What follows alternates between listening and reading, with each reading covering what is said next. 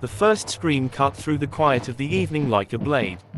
In the fading golden light of the countryside, 17-year-old Clara Reeves stood in the middle of her family's old barn, hands dusty from stacking hay bales, when she heard the crunch of boots behind her. She turned slowly, and her eyes landed on three figures at the entrance, boys from town, familiar troublemakers who had been circling her life for weeks. What she didn't expect was the glint of a knife in one of their hands. In that instant, the barn no longer felt like home, it felt like a trap. Clara had grown up on this farm since she was a child. After her father died in a tractor accident, she and her mother ran the place alone.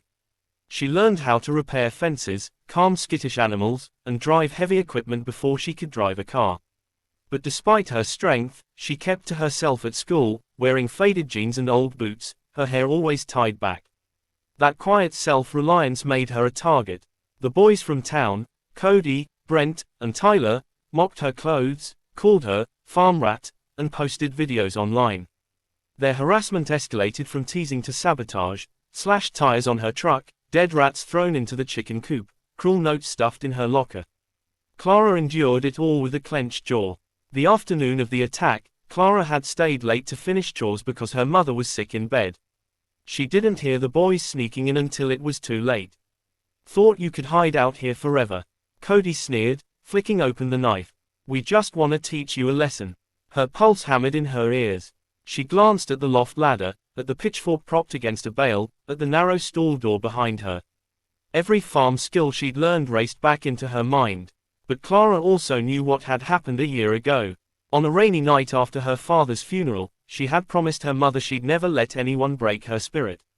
She had secretly joined a weekend self-defense program run by a retired sheriff in the next county. For months she trained in practical takedowns, disarming techniques, and mental control. She never told anyone. It was her private way of taking back power. Now, facing the knife, that training clicked into place. "You don't want to do this," she said calmly, voice low but steady. Cody lunged forward with a half laugh. Clara sidestepped, grabbed his wrist the way she had practiced hundreds of times, twisted, and the knife clattered to the floor. Brent rushed at her from the side, but she swung the barn door closed with a heavy shove, catching him off balance. Tyler froze, his bravado melting. In seconds, the power dynamics flipped.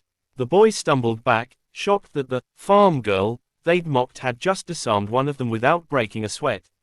"Get out," Clara commanded, pointing toward the exit. "And never come back here again." Her tone left no room for argument.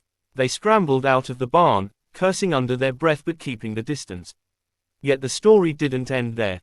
Clara knew the knife attack couldn't stay secret. She called the county sheriff, reported everything, including their previous harassment, and turned over the security footage from an old camera mounted on the barn wall.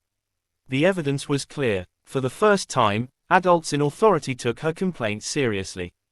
The boys were charged with assault and intimidation, their parents forced to face the consequences they had ignored for years.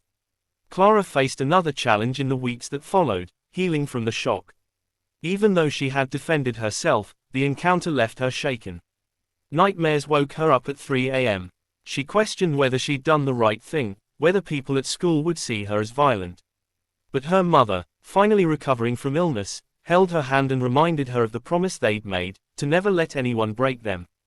Clara sought counseling offered by a local nonprofit that supported youth victims of violence. Slowly, the nightmares faded, replaced by a deeper sense of confidence.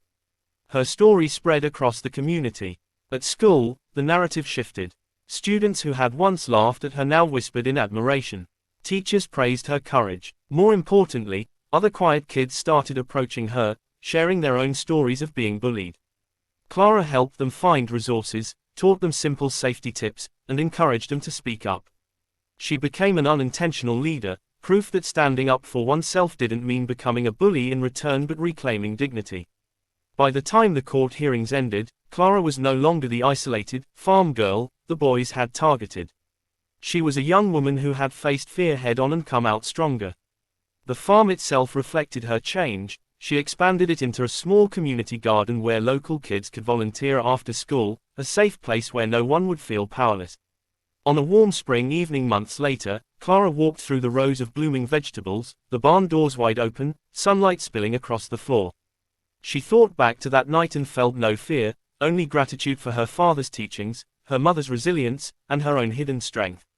She had learned that courage isn't about fighting back with anger, it's about refusing to be diminished, even in the face of a knife.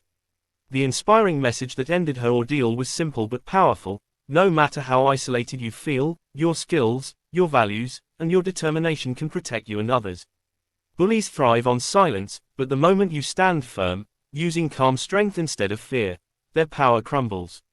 This version is deliberately long, built in clear beats you can stretch into a 200-minute YouTube narrative with voiceover, pauses, or visuals. It starts with a hook, builds tension, shows the knife confrontation, follows through with legal and emotional consequences, and closes with a hopeful, empowering resolution.